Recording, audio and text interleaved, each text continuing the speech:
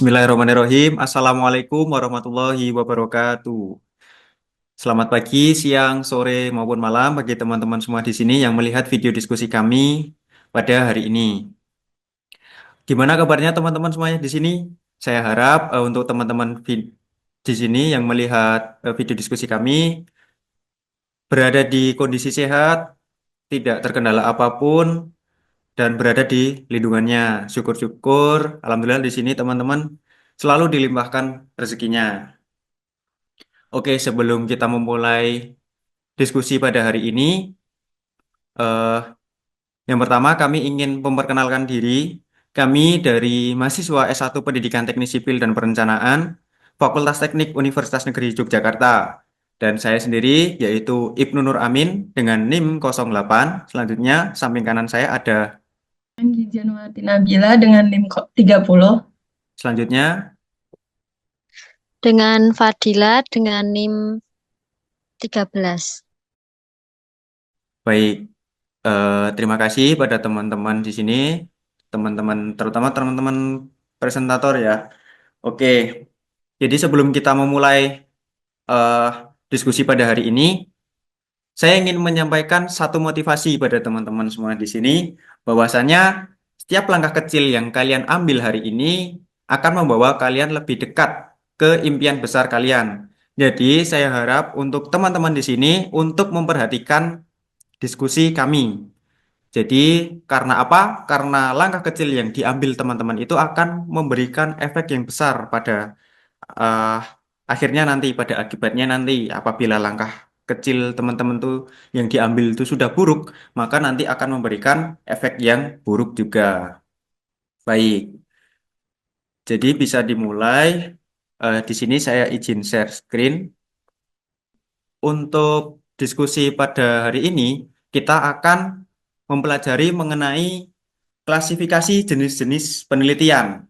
Nah, jadi teman-teman di sini tuh ternyata penelitian tuh banyak banget ya teman-teman. Tidak eh, semata-merta penelitian itu hanya ada satu jenis aja, tapi ternyata ada banyak jenis. Contohnya seperti penelitian deskriptif, penelitian tindakan kelas, dan penelitian eksperimen. Serta masih banyak lagi ya teman-teman. Nanti teman-teman bisa browsing ke internet atau media manapun itu karena jenis-jenis penelitian tuh banyak banget ya teman-teman, ternyata tidak mengenai satu jenis penelitian aja. Jadi untuk fokus kita pada hari ini yaitu penelitian eksperimen. Jadi penelitian eksperimen itu apa aja sih Mas Ibnu? Oke, baik. Terima kasih pertanyaan dari Mbak Fadila. Nah, pengertian penelitian eksperimen itu apa aja sih? Nah, ternyata untuk penelitian eksperimen itu banyak yang memberikan definisinya, teman-teman. Terutama tokoh-tokoh yang memberikan definisi penelitian eksperimen. Di sini saya mengambil dua contoh, yaitu yang pertama, Suharsimi Arikunto tahun 2010 dan Sugiono tahun 2017. Yang mana pada Suharsimi Arikunto itu mendefinisikan penelitian eksperimen adalah penelitian yang bertujuan untuk mengetahui akibat dari suatu perlakuan tertentu terhadap subjek yang diliti dengan membandingkan antara kelompok yang diberi perlakuan dan kelompok yang tidak diberi perlakuan. Sumbernya itu yaitu Arikunto S tahun 2010, prosedur penelitian suatu pendekatan praktik. Dan Bapak Sugiono sendiri tahun 2017 itu mendefinisikan penelitian eksperimen adalah penelitian yang digunakan untuk mencari pengaruh perlakuan tertentu terhadap yang lain dalam kondisi yang terkontrol secara ketat. Sumbernya dari Sugiono tahun 2017. Metode penelitian pendidikan, pendekatan kuantitatif, kualitatif, dan R&D.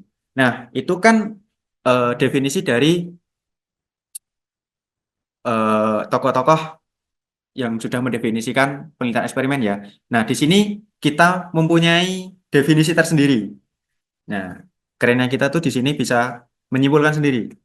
Jadi, penelitian eksperimen itu metode penelitian yang digunakan untuk mencari pengaruh perlakuan tertentu terhadap variabel lain dalam kondisi yang terkendali.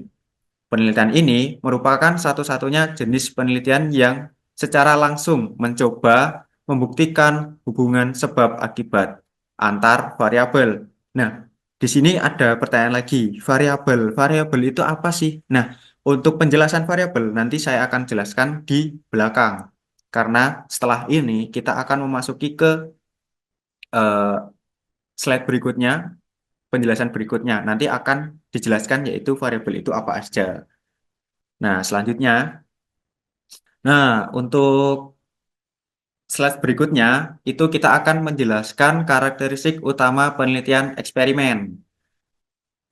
Karakteristik penelitian eksperimen itu apa aja sih Mas Ibnu? Tolong Nah, bisa dijelaskan. oke, terima kasih Mbak Fadila untuk pertanyaannya. Tadi Mbak Fadila tanya, karakteristik utama penelitian eksperimen itu apa saja? Nah, di sini ada empat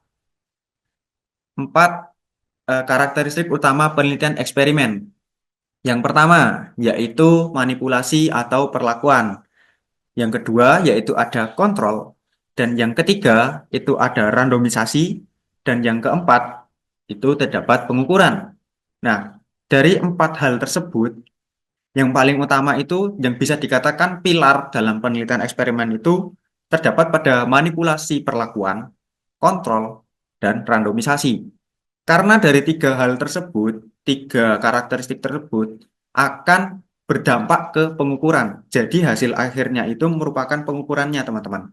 Nah, di sini saya akan menjelaskan satu-satu mengenai karakteristik utama penelitian eksperimen.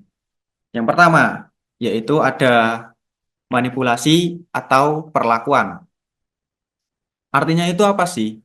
Nah, artinya itu merupakan peneliti secara sengaja memanipulasi satu atau lebih variabel independen. Nah, di sini terdapat kata variabel independen.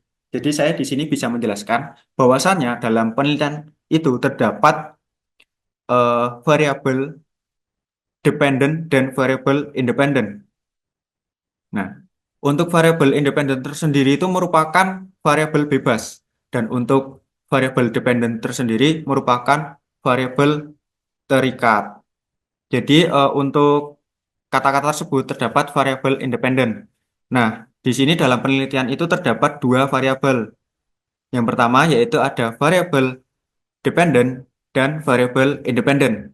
Variabel independen itu bisa dikatakan variabel yang mempengaruhi variabel dependen. Akan tetapi untuk variabel eh, dependen tersendiri itu merupakan hasil dari eh, variabel independennya. Jadi bisa dikatakan variabel dependen itu merupakan variabel yang terpengaruhi oleh variabel independen. Artinya sebagai contoh sederhananya itu merupakan perlakuan khusus. Jadi nanti dalam penelitian itu terdapat dua kelompok. Yang pertama itu ada kelompok eksperimen dan yang kedua yaitu ada kelompok kontrol. Kelompok eksperimen itu merupakan apa yang akan kita teliti. Misalkan sebagai contoh, saya mengambil contoh misal yang akan diteliti itu model pembelajaran. Nah, model pembelajaran tersendiri itu terdapat model pembelajaran PBL atau PJBL. Nah, kita sebagai contoh mengambilnya yaitu PBL saja. Jadi, kelompok eksperimen itu siswa yang mendapatkan model pembelajaran baru, yaitu model pembelajaran PBL. Nah, untuk kelompok kontrolnya tersendiri itu menggunakan metode lama atau model pembelajaran lama atau konvensional atau tradisional. Nah, jadi yang dimaksudkan manipulasi atau perlakuan itu merupakan kelompok eksperimen tadi ya, teman-teman. Jadi terdapat perlakuan khusus bahwasanya terdapat dua kelompok seperti kelompok eksperimen dan kelompok kontrol. Nah, untuk yang option nomor dua yaitu kontrol. Kontrol tersendiri memiliki arti yaitu peneliti memiliki kontrol penuh terhadap variabel-variabel eksternal yang dapat mempengaruhi hasil. Jadi sebagai contoh tadi kan kita menggunakan model pembelajaran sebagai kelompok eksperimen dan model pembelajaran yang lama itu menggunakan kelompok kontrol. Nah, jadi bisa dijelaskan bahwasannya untuk kontrol ini peneliti memiliki kontrol penuh terhadap variabel-variabel eksternal yang dapat mempengaruhi hasil. Jadi kita fokusnya ke model pembelajaran yang baru saja. Jadi untuk misalkan dalam perlakuan kita meneliti itu, dan saat kita meneliti, yang bisa mempengaruhi itu cuman model pembelajarannya saja. Jadi kita harus menyamakan antara durasi pembelajaran kita tuh sama antara kelompok eksperimen dan kelompok kontrol. Terus materinya sama, kondisinya juga sama. Untuk semua siswa belajarnya itu berada di ruangan yang sama, misalkan di RB1. Jadi ya untuk kelompok eksperimen berada di RB1, jadi kelompok kontrol juga berada di RB1. Jadi begitu. Kontrolnya itu terdapat di situ. Karena apa? Karena eh, variabel-variabel eksternal itu sangat diminimalisir untuk mempengaruhi hasil. Jadi begitu ya teman-teman. Nah, selanjutnya yang ketiga yaitu ada randomisasi. Randomisasi itu apa sih? Randomisasi itu merupakan penempatan subjek ke dalam kelompok eksperimen dan kontrol dilakukan secara acak. Jadi yang dimaksud randomisasi itu kita ambil contoh saja tadi yang sudah saya jelaskan bahwasanya kelompok eksperimen menggunakan model pembelajaran yang baru dan kelompok kontrol itu menggunakan model pembelajaran yang lama atau konvensional. Nah, jadi tidak boleh memilih-milih teman-teman ya. Jadi tidak boleh memilih-milih siswa. Jadi untuk kelompok eksperimen kita pilih-pilih tuh di situ menggunakan siswa-siswa yang pintar atau sebaliknya untuk kelompok yang kontrol itu menggunakan siswa-siswa yang pintar. Jadi nanti hasilnya itu akan tetap sama aja. Bahwasanya kalau misalkan nanti kelompok pintar itu tidak diacak, nanti akan unggul di salah satu model pembelajarannya. Misalkan model pembelajaran yang lama itu diisi-isi siswa-siswa yang pintar. Nanti hasilnya itu akan seperti apa? Nanti hasilnya itu akan model pembelajaran yang baru itu tidak dapat mempengaruhi prestasi belajar. Nah, makanya untuk kita fair ya, bisa dikatakan fair atau adil, kita harus mengacak. Jadi kita dalam meneliti itu bisa mengetahui bahwasannya model pembelajaran yang baru itu mempengaruhi prestasi belajar atau tidak. Itu.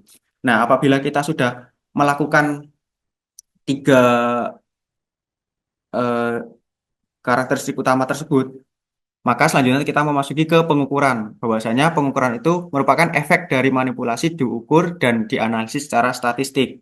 Nah, jadi untuk pengukuran tersendiri itu kita akan mengetahui hasilnya. Apakah ada perbedaan signifikan antara kelompok eksperimen dan kontrol? Seberapa besar pengaruh dari perlakuan yang diberikan?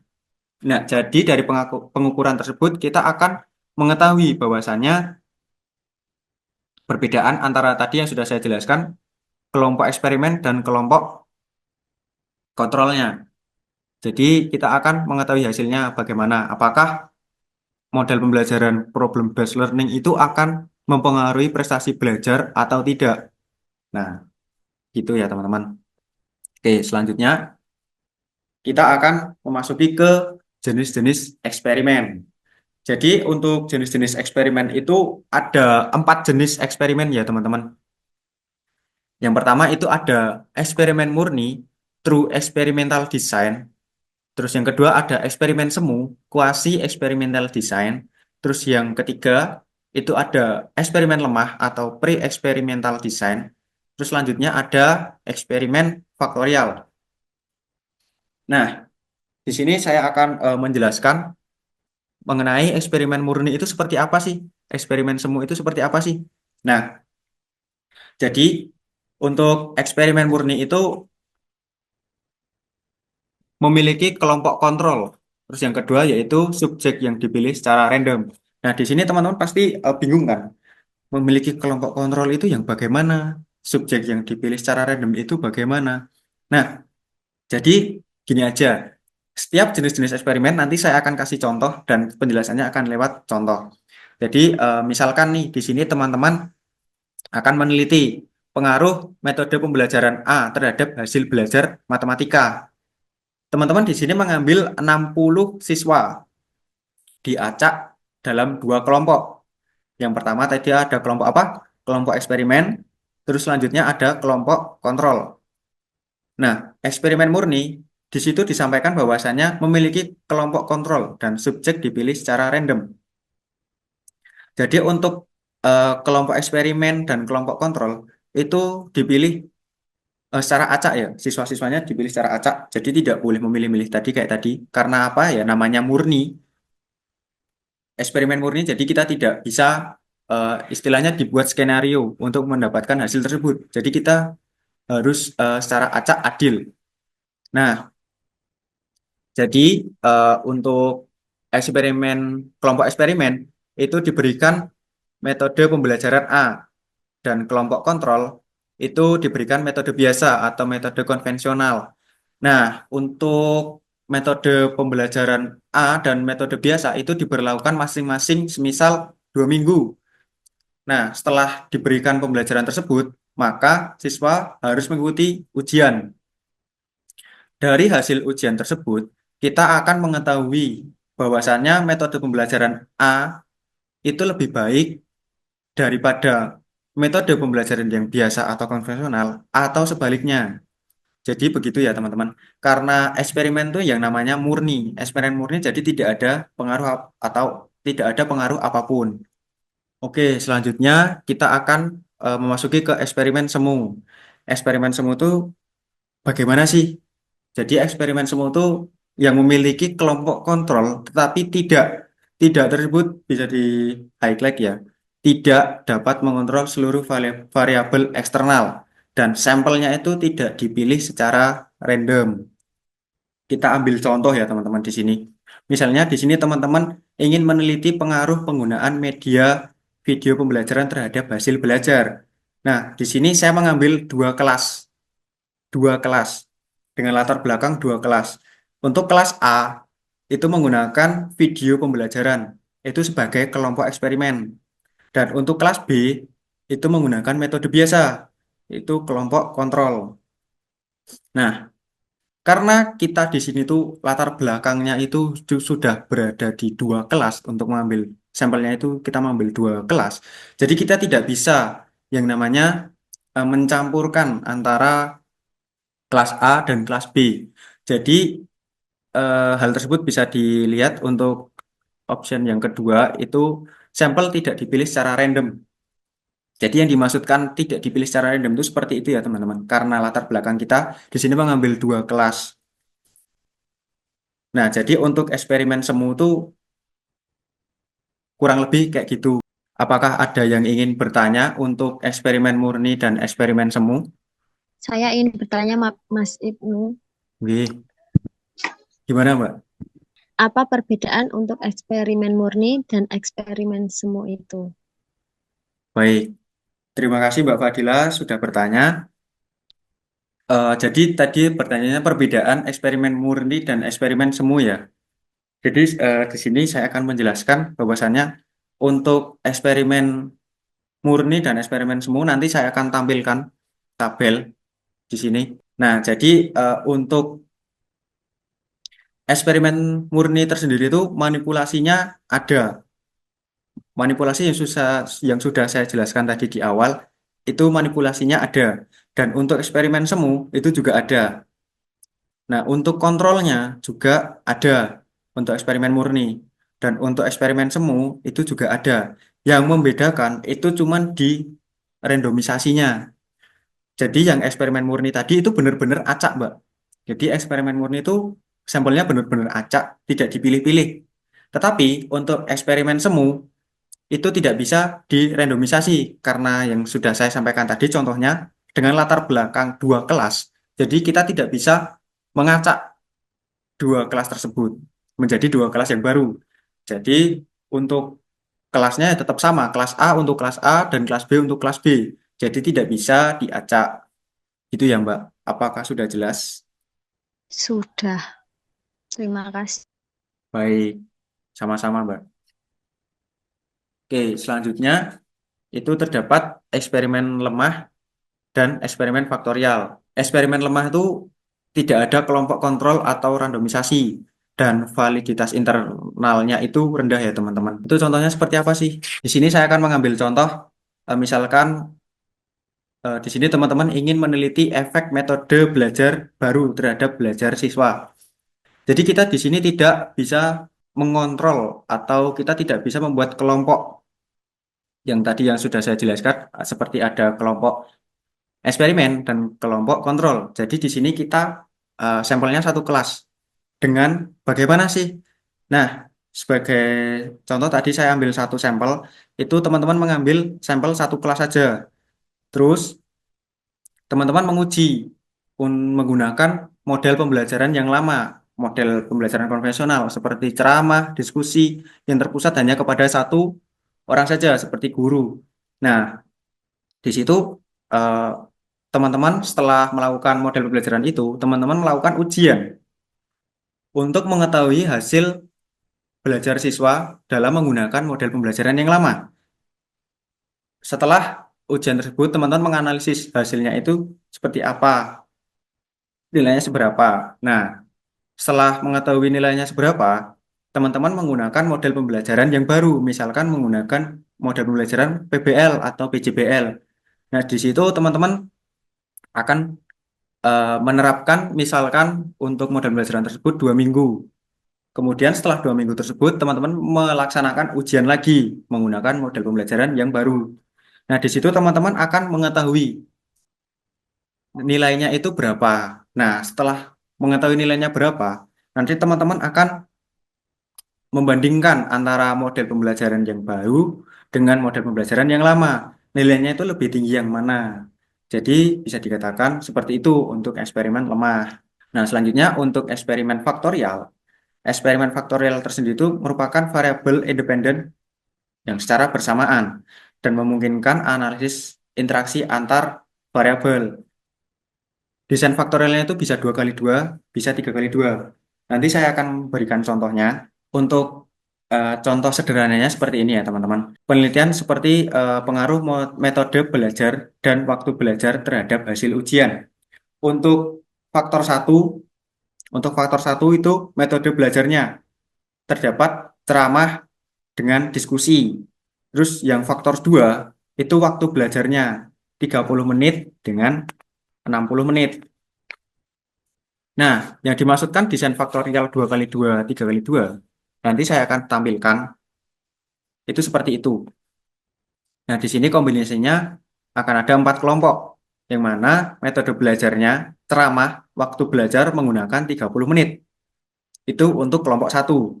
Dan metode belajar ceramah yang kedua, itu waktu belajarnya 30 menit. Jadi perbedaannya di situ, waktu belajarnya menggunakan 30 menit, 60 menit, sorry.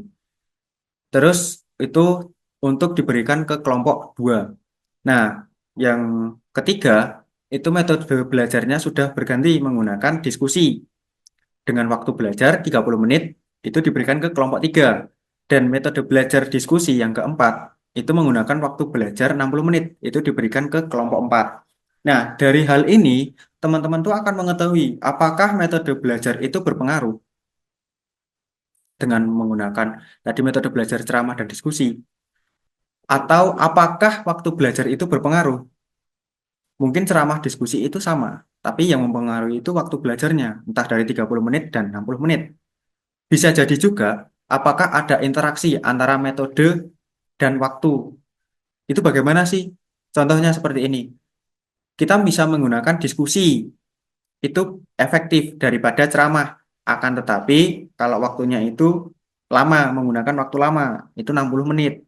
Bisa jadi seperti itu. Atau bisa juga seperti kita menggunakan metode belajar ceramah itu lebih efektif apabila waktu belajarnya itu 30 menit. Nah, nanti hasilnya akan bervariasi ya teman-teman untuk eksperimen faktorial. Nah, selanjutnya saya akan menjelaskan variabel dalam penelitian eksperimen. Nah, di sini terdapat 4 variabel penelitian eksperimen. Yang pertama yaitu ada variabel independen, bebas. Terus ada variabel dependen, terikat. Terus selanjutnya ada variabel kontrol, dan yang terakhir yaitu ada variabel moderator. Nah, variabel independen atau bebas itu variabel yang dimanipulasi atau diberi perlakuan dan ditetapkan dan dikendalikan oleh peneliti. Contohnya seperti apa sih, teman-teman? Contohnya seperti ini, misalkan teman-teman di sini ingin meneliti pengaruh lama waktu belajar terhadap nilai ujian. Di sini untuk variabel independennya, bebasnya itu lama waktu belajarnya. Misalnya tadi kan penelitiannya tentang lama waktu belajar terhadap nilai ujian kan. Nah, jadi variabel independennya yang bebas itu misalkan waktu lama belajar 30 menit, 40 menit, 60 menit, 90 menit. Nah, itu tergantung teman-teman. Terus untuk variabel dependennya yang terikat itu nanti pengaruhnya itu ke nilai ujiannya. Apakah waktu 30 menit itu lebih efektif? Apakah waktu 60 menit itu lebih efektif? Apakah waktu 90 menit itu lebih efektif? Nah, itu nanti tergantung dari hasil penelitian teman-teman. Nah, jadi tujuannya untuk mengatur lama waktu belajar itu untuk melihat apakah perubahan pada variabel ini akan menyebabkan perubahan pada variabel dependennya. Yang sudah saya sampaikan tadi, apakah waktu misalnya waktu belajar itu 30 menit, itu hasil nilai belajarnya berapa, terus untuk waktu belajar 60 menit itu hasil belajarnya itu berapa, dan waktu 90 menit itu hasil belajarnya berapa. Nanti teman-teman akan mengetahui kesimpulannya bahwasannya yang terbaik itu nilai ujian yang terbaik itu nanti berada di waktu belajar yang mana. Jadi saya di sini ada trik mudah untuk mengingat untuk variabel bebas. Variabel independen itu variabel yang diubah. Untuk variabel dependen itu merupakan variabel yang diukur. Jadi bedanya di situ ya teman-teman. Untuk variabel independen itu bisa diubah. Untuk variabel dependen itu merupakan variabel yang diukur. Karena apa? Karena dari variabel independen kita akan mengetahui hasil belajarnya di variabel dependennya. Jadi kesimpulannya seperti ini teman-teman. Variabel independen itu yang diubah. Jadi misalkan tadi mengambil contoh misalnya waktu 30 menit, 60 menit, 90 menit. Nah, variabel dependennya itu yang diukur nilai ujiannya. Dengan waktu 30 menit itu nilai ujiannya berapa, waktu 60 menit itu nilai ujiannya berapa, dan waktu 90 menit itu berapa. Jadi seperti itu untuk variabel bebasnya. Jadi di sini tadi saya sudah menjelaskan untuk variabel independen bebas dan variabel dependen terikat. Kita sudah menjelaskan dua variabel dalam penelitian eksperimen. Terus selanjutnya kita akan memasuki ke variabel kontrol. Nah, variabel kontrol tersendiri itu merupakan variabel yang dikendalikan agar tidak mempengaruhi hasil dan harus dijaga konstan sepanjang penelitian. Itu maksudnya seperti apa sih? Nah, jadi mengapa hal tersebut variabel kontrol itu penting? Karena untuk yang pertama, itu untuk menghindari bias. Variabel kontrol memastikan bahwa hanya variabel independen yang mempengaruhi hasil atau variabel dependennya, bukan faktor lain yang tidak diinginkan. Jadi faktor lain, faktor eksternal itu bisa saja ya teman-teman, bisa mempengaruhi ke variabel dependennya. Dan yang kedua yaitu menjaga validitas penelitian. Dengan mengontrol variabel lain, peneliti bisa memastikan bahwa perubahan pada variabel dependen memang disebabkan oleh variabel independen. Contohnya seperti ini teman-teman. Di sini saya ingin meneliti pengaruh jenis musik terhadap konsentrasi belajar. Untuk variabel independennya, itu jenis musik, misalkan musik klasik, musik pop, musik rock, atau tanpa musik. Nah, variabel dependennya itu nanti bisa ke tingkat konsentrasinya, misalkan skor tesnya, atau waktu fokusnya. Nah, yang dimaksudkan kontrolnya itu seperti apa sih? Variabel kontrolnya itu seperti waktu belajar. Waktu belajar kita harus sama. Misalnya semua peserta belajar selama 1 jam. Untuk lingkungan belajar juga sama, ruangannya yang sama, terus penerangan yang cukup. Terus untuk kondisi fisik peserta, semuanya harus berada dalam keadaan sehat, jadi tidak boleh ada yang sakit. Dengan mengontrol faktor eksternal tadi yang seperti saya sampaikan, misal waktu belajar, lingkungan belajar, kondisi fisik peserta. Nah, di sini saya bisa yakin bahwasannya jenis musik saja yang bisa mempengaruhi hasil belajarnya atau hasil dependennya, variabel dependennya, bukan faktor eksternal. Begitu ya teman-teman. Jadi bisa disimpulkan bahwasanya untuk variabel kontrol itu memiliki tujuan untuk mengurangi gangguan dari faktor lain yang tidak ingin kamu ukur, sehingga pengaruh yang terdeteksi hanya datang dari variabel independennya saja. Seperti tadi di jenis musik saja. Selanjutnya, saya akan menjelaskan variabel moderator yang terakhir, yaitu variabel yang dapat memperkuat atau memperlemah hubungan antara variabel independen dan dependen. Itu bagaimana sih? Saya ambil contoh seperti ini. Misalkan saya ingin meneliti pengaruh stres terhadap performa kerja. Untuk variabel independennya itu stres. Untuk variabel dependennya itu performa kerja. Jadi stres itu dapat mempengaruhi ke performa kerjanya. Dan untuk variabel moderatornya itu dukungan sosialnya, teman-teman. Dalam hal ini, dukungan sosial dapat memoderasi hubungan antara stres dan performa kerja. Sebagai contoh seperti ini, misalkan jika dukungan sosialnya tinggi, maka efek stres terhadap performa kerja itu bisa lebih rendah. Dan sebaliknya, apabila dukungan sosialnya rendah, maka stres mungkin lebih parah, bisa lebih berpengaruh pada performa kerja. Jadi tujuan variabel moderator tersendiri itu untuk apa sih? Untuk mengetahui kapan dan bagaimana hubungan antara variabel independen dan dependen itu berubah berdasarkan tingkat atau kondisi dari variabel moderatornya, seperti yang sudah saya sampaikan tadi ya teman-teman. Oke, jadi saya sudah menjelaskan untuk variabel dalam penelitian eksperimen. Maka selanjutnya di sini akan dijelaskan oleh Mbak Fadila mengenai langkah-langkah penelitian eksperimen. Silakan Mbak Fadila. Baik, yang selanjutnya di sini saya akan menjelaskan tentang langkah-langkah penelitian eksperimen. Yang pertama, identifikasi dan rumusan masalah. Identifikasi dan rumusan masalah itu mencakup merumuskan pertanyaan penelitian yang spesifik dan menentukan variabel independen dan dependen. Kedua, formulasi hipotesis. Formulasi hipotesis ini mencakup tentang penyusun hipotesis yang akan diuji dan menentukan hubungan yang diperkirakan antara variabel. Yang ketiga adalah desain eksperimen. Desain eksperimen ini mencakup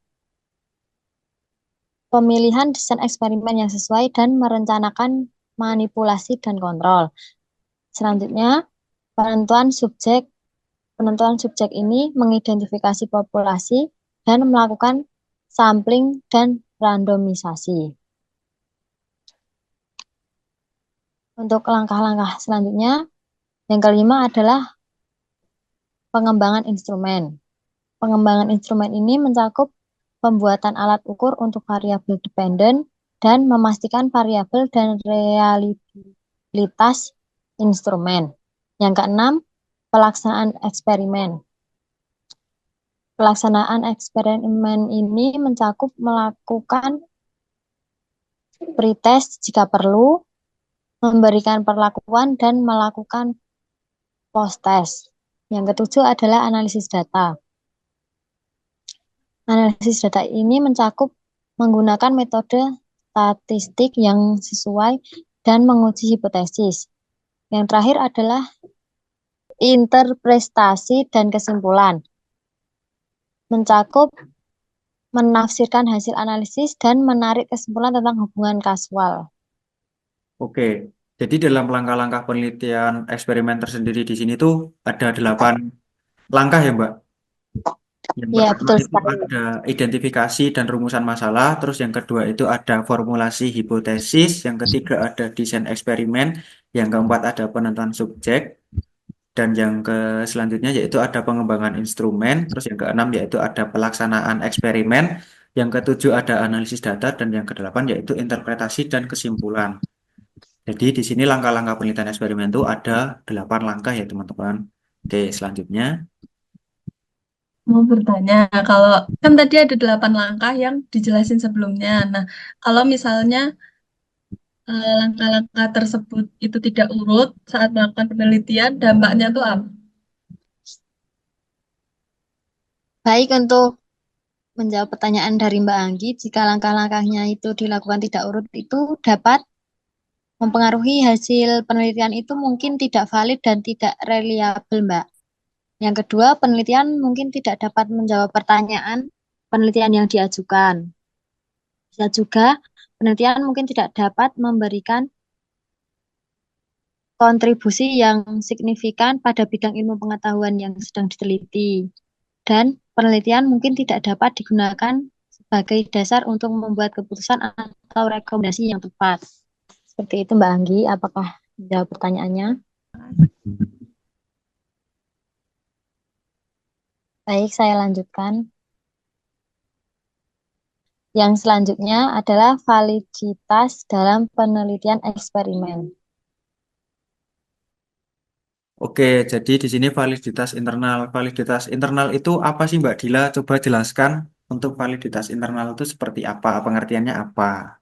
Validitas internal itu mengacu pada sejauh mana perubahan variabel dependen benar-benar disebabkan oleh manipulasi variabel independen, Mas Ibnu. Oke Mbak Dila, jadi saya di sini ingin bertanya, apakah terdapat ancaman dalam validitas internal itu sendiri Mbak? Ada Mas Ibnu, ada beberapa ancaman dari validitas internal. Baik. Berikut penjelasannya tentang ancaman terhadap validitas internal. Yang pertama adalah sejarah. Yang kedua adalah maturasi. Yang ketiga adalah pengujian. Yang keempat adalah instrumentasi. Yang kelima, regresi statistik. Yang keenam adalah seleksi. Yang ketujuh, mortalitas eksperimental. Oke, jadi ancaman terhadap validitas internal itu terdapat 7 ya Mbak? 7 hal. Yang pertama itu ada sejarah, terus yang kedua ada maturasi, yang ketiga ada pengujian, terus yang keempat ada instrumentasi, terus yang keempat ada regresi statistik, dan yang ke selanjutnya yaitu ada seleksi, dan yang terakhir yaitu ada mortalitas eksperimental. Begitu ya Mbak? Iya, betul sekali. Baik. Baik, yang selanjutnya ada validitas eksternal. Mengacu pada sejauh mana hasil penelitian dapat digeneralisasikan ke populasi, situasi, atau waktu yang berbeda. Jadi tadi kan validitas internal tadi kan terdapat ancamannya ya Mbak? Nah, di sini untuk validitas eksternal itu ada ancamannya juga nggak, Mbak? Ada Mas Ibnu. Oke, bisa dijelaskan, Mbak? Baik, saya akan menjelaskan tentang ancaman terhadap validitas eksternal. Yang pertama, reaktivitas pengukuran. Yang kedua, interaksi, seleksi, dan perlakuan. Yang ketiga, efek reaktif pengaturan eksperimental. Yang keempat, interferensi perlakuan ganda. Baik, jadi ternyata validitas eksternal pun terdapat ancamannya juga ya, ternyata, Mbak. Itu terdapat Ya, 4 hal. Yang pertama itu ada reaktivitas pengukuran, terus yang kedua yaitu interaksi, seleksi, dan perlakuan. Yang ketiga yaitu efek reaktif pengaturan eksperimental, dan yang terakhir yaitu interferensi perlakuan ganda. Begitu ya, Mbak? iya Mas Ibnu. Oke, bisa dilanjutkan, Mbak, untuk menjelaskan slide berikutnya. Yang selanjutnya, saya akan menjelaskan tentang etika dalam penelitian eksperimen. Yang pertama itu ada informed consent atau persetujuan setelah penjelasan. Itu mencakup partisipan harus diberi informasi lengkap tentang penelitian. Yang kedua, keikutsertaan harus bersifat sukarela. Yang kedua, ada privasi dan kerahasiaan. Itu mencakup data pribadi partisipan harus dijaga kerahasiaannya. Yang kedua, identitas partisipan tidak boleh terungkap tanpa izin. Yang selanjutnya ada perlindungan dari bahaya. Itu mencakup perlindungan dari bahaya. Penelitian tidak boleh merugikan partisipan secara fisik atau psikologis.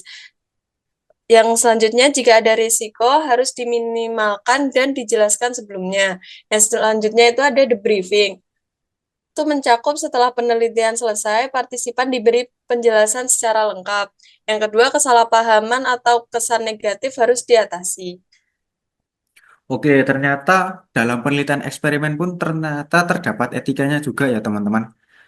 Tadi terdapat 4 komponen kalau tidak salah. Yang pertama itu ada informed consent, terus yang kedua ada privasi dan kerahasiaan, terus yang selanjutnya yaitu ada perlindungan dari bahaya, dan yang terakhir itu ada di briefing ya, Mbak.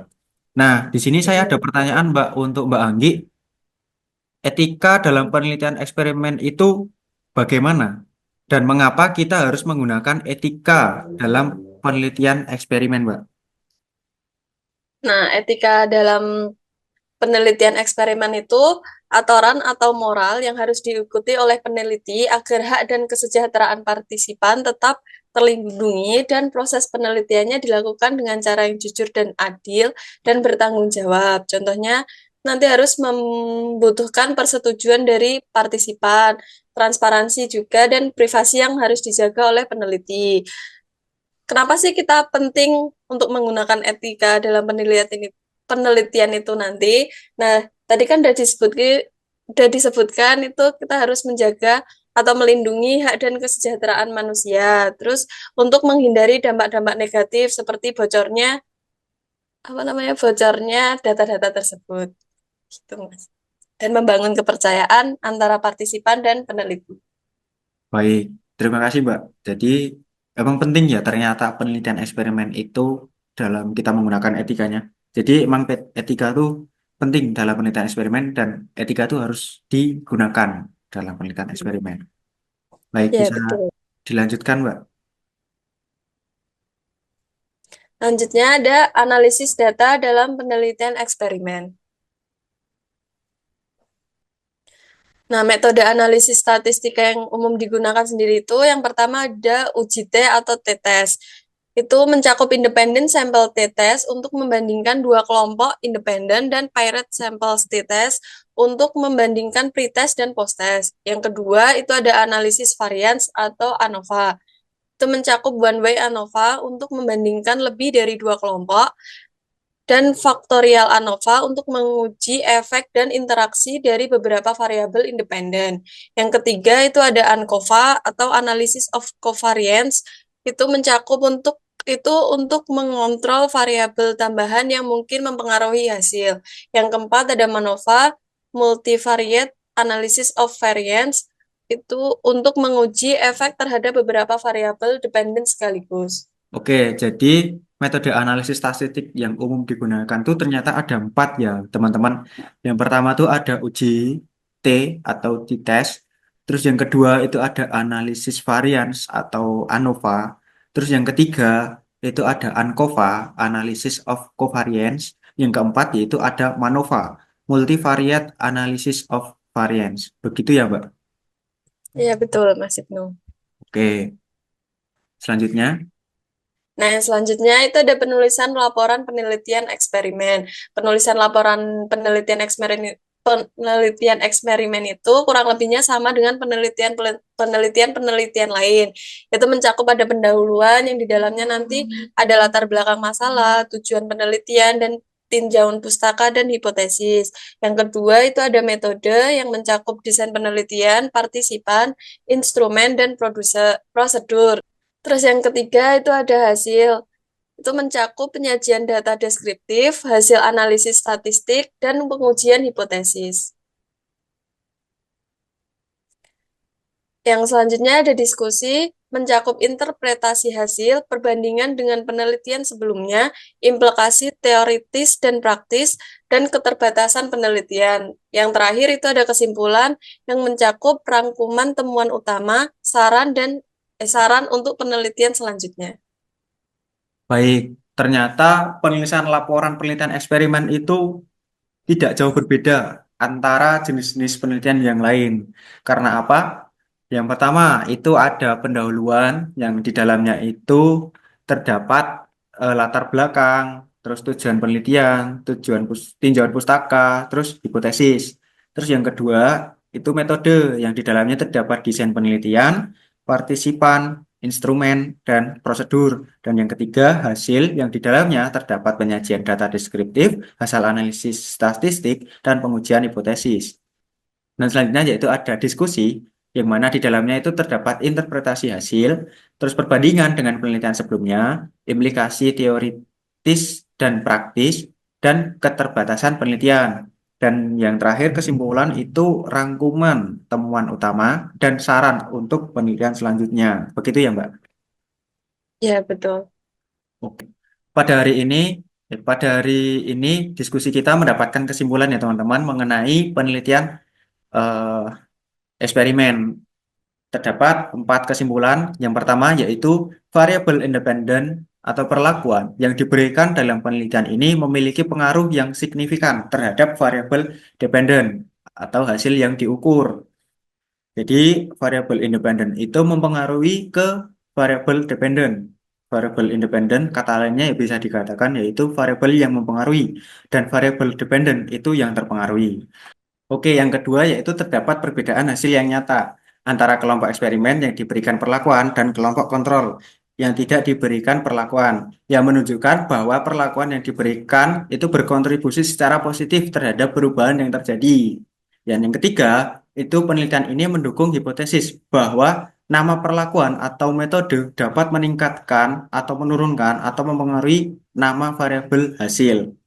Dan yang terakhir yaitu hasil penelitian juga menunjukkan bahwa kontrol terhadap variabel lain berjalan dengan baik, sehingga pengaruh utama berasal dari variabel bebas yang diteliti. Baik, kita sudah berada di ujung diskusi, jadi kita terima kasih. Saya terima kasih kepada rekan kami, kepada Mbak Anggi dan Mbak Fadila. Terima kasih telah berdiskusi dengan saya mengenai penelitian eksperimen. Semoga sehat selalu dan diberikan keberkahan. Tak lupa juga kita ucapkan terima kasih pada teman-teman yang menyaksikan diskusi kami. Semoga teman-teman diberikan kesehatan selalu, bisa lancar dalam penelitiannya. Semoga berada di lindungan Allah Subhanahu wa taala. Sebelum saya tutup, saya ada satu kalimat motivasi pada teman-teman semua di sini. Jadi di sini teman-teman jangan takut gagal, tapi teman-teman takutlah kalau mantanmu itu sukses duluan. Begitu ya teman-teman. Sekian dari saya. Wassalamualaikum warahmatullahi wabarakatuh.